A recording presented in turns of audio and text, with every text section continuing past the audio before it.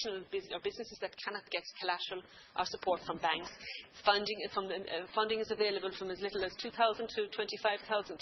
So I would think, and I would urge Senator Riley, to those she's speaking to encourage that they would participate in this scheme, because it's funding that's available directly for the type of businesses that young people who want to start their own enterprise should be engaged in. Thank you, Senator. Senator Jillian van Turnhout, for 6 minutes. Thank you very much. And Minister, you're welcome, very welcome to the House. And I very much welcome Senator Riley and her colleagues tabling this motion. I think it's an important issue for us all to debate, and I think whether you look at the motion or the amendment, and if you want to look at the glass half empty or half full, for me it's really important that we're discussing the issue of youth unemployment, because unemployment, and specifically youth unemployment, is something that concerns us all across the House. Focus, though, shouldn't solely be on employment. For the age group in question, this is the period most likely in their lives to otherwise be in education or training also. And unfortunately, the picture remains seriously bleak when you take employment, education and training into consideration together. And some people have already cited the Indicon Assessment of the Economic Value of Youth Work Report 2012, which was commissioned by the National Youth Council of Ireland. We know that Ireland has the 4th highest number of young people not in education, employment or training.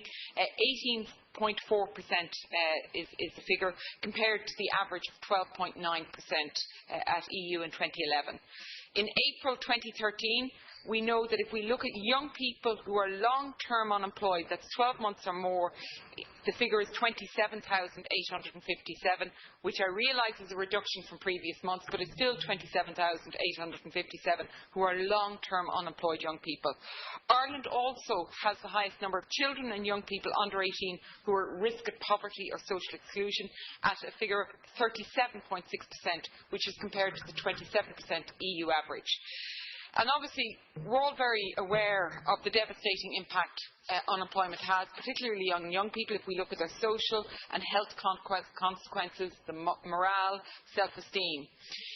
It's generally accepted that increased social pressures, such as financial and employment worries, can trigger mental health problems or exacerbate existing issues. So unless concerted action is taken, the mental health situation of young people in Europe, and indeed in Ireland, I think will decline in coming years. We also know in the 2009 Eurofund, which is the European Foundation for the Improvement of Living and Working Conditions, which is based here in Dublin, conducted research showing that across the 21 EU member states, the cost of exclusion of young people from employment amounted to more than 100 billion. This study, which looked at the cost of social welfare payments and the contributions to GNP that these young people are unable to make, puts a preliminary figure of the cost of society of €14,000 per young person who is not in education, unemployment and training. So 11,000 of that is unpaid contributions such as PRSI, PAYE, and €3,000 represents their benefit payments. The cost of youth unemployment in Ireland to the Exchequer is estimated to be €3.16 billion annually. And in the House Minister in December, we had our independent group put forward a motion on the importance of the value of youth work, and we had a very good debate because we believe, and we had good support across the House, that the state needs to recognise the value of the youth work sector and its potential in cohesive approach to tackling youth unemployment and exclusion. We know that just under 400,000 young people participate and benefit from youth work in Ireland. We know that 53.3% are from socially or economically disadvantaged areas.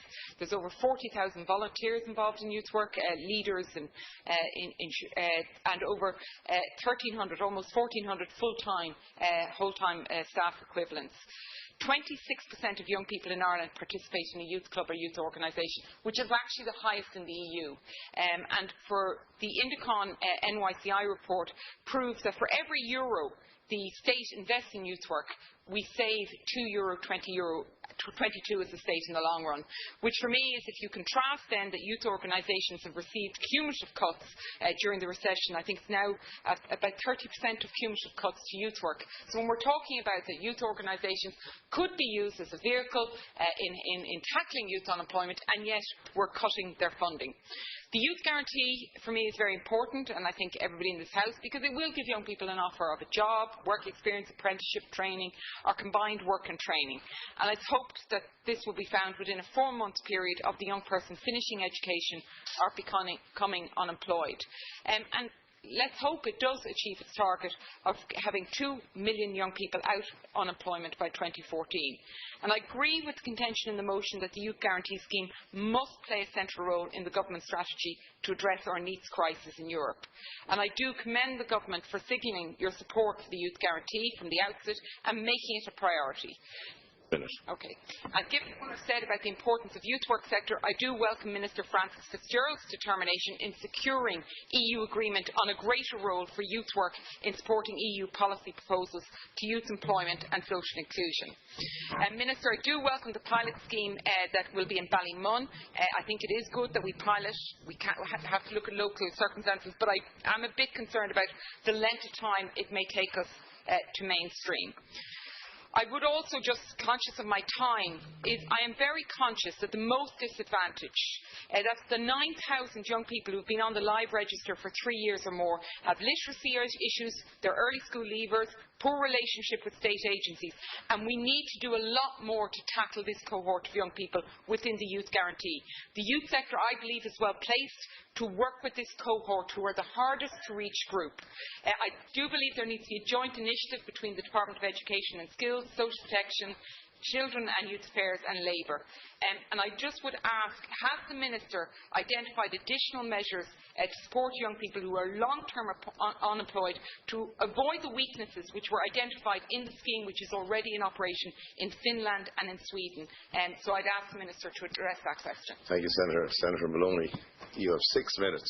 And welcome, Minister, to the House. I welcome the opportunity to speak on the issue of the EU guarantee and the wider problem of youth unemployment.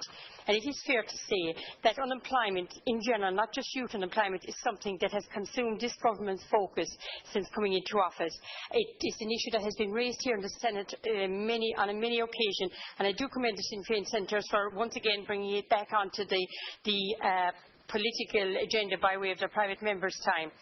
The CSO recently stated that the level of youth unemployment had fallen in Ireland by nearly 10,000 in the year up to May 2013. And I'm not going to get into an argument about figures because, as someone's already said, it's whether you look at your glass or just half empty.